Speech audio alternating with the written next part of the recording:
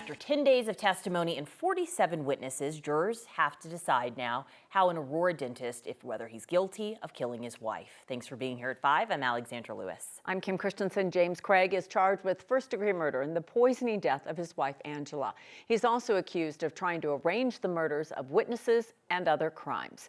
Kevin Vaughn from 9 News Investigates joins us now. Kevin, give us a rundown of the day. We also heard the jury went home.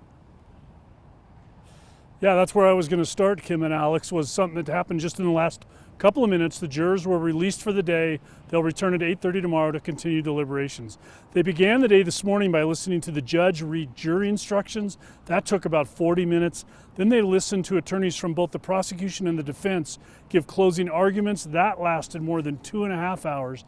They finally got the case just a few minutes before 1 o'clock, when the first order of business for them was to eat lunch and choose a foreperson. Since then, they've been in the jury room deliberating. They have not come out to ask any questions, so we don't really have any sense of where they are in the process.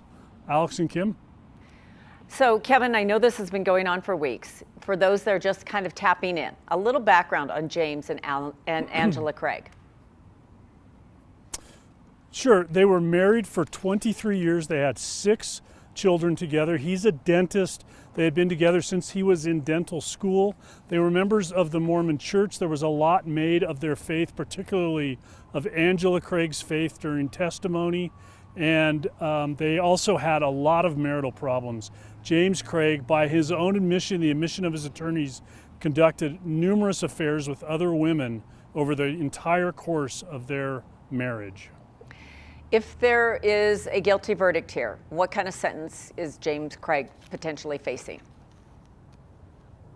Well, the biggest charge he's facing is first-degree murder. If he's convicted of that, he will spend the rest of his life in prison. He will not have the opportunity to even apply for parole. The other charges carry sentences that could range from a few years to decades, and it would just depend on what the jury does. The first-degree murder charge is the big one, and that's the one that his defense put all of their time into in their closing statement. Understandable. All right. Thank you, Kevin.